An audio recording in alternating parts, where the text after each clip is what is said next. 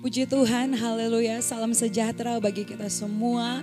Saudara, malam hari ini kita akan kembali lagi bersama-sama belajar firman Tuhan yang terdapat di dalam Matius pasal yang ke-16 ayat yang ke-21 sampai ayat yang ke-28. Ini menjadi peringatan bagi murid-murid pada waktu itu. Menjadi peringatan bagi setiap kita untuk syarat-syarat mengikut Yesus. Bahwa mengikut Yesus bukanlah hal yang mudah. Mengikut Yesus bukanlah perkara yang mudah.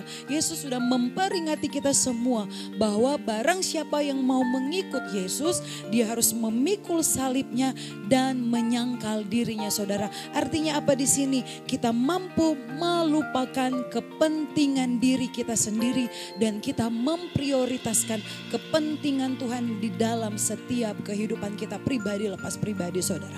Contoh saudara Paulus, kita tahu bagaimana ketika dia memutuskan kehidupannya untuk mengikut Yesus, saudara.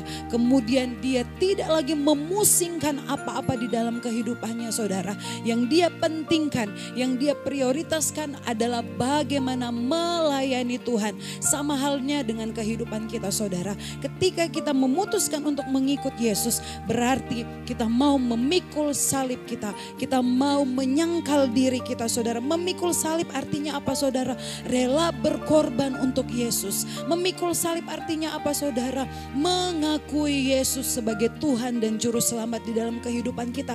Kita tidak malu lagi untuk mengakui Yesus bahwa dialah satu-satunya Tuhan dan Juru Selamat di dalam kehidupan kita. Bahkan menyangkal diri kita dari apa? Dari keinginan daging, dari hawa nafsu, dan dari segala dosa. Dan saya percaya bahwa kita semua adalah murid Yesus, saudara. Murid-murid Yesus. Ketika kita mau menjadi murid Yesus, artinya apa? Kita mau diajar, kita mau dituntun, kita mau dinasihati, kita mau ditegur, dan kita harus taat kepada Tuhan. Taat melakukan perintah Tuhan, taat melakukan kehendak Tuhan di sepanjang kehidupan kita. Bahkan kita harus mendemonstrasikan kasih Tuhan di dalam setiap langkah kehidupan kita. Kita harus mengabarkan Injil itu, kebenaran Tuhan, kebenaran firman Tuhan, Injil yang murni, Injil Kristus itu kita harus sampaikan bahwa hanya Tuhanlah satu-satunya yang mampu menyelamatkan setiap umat manusia.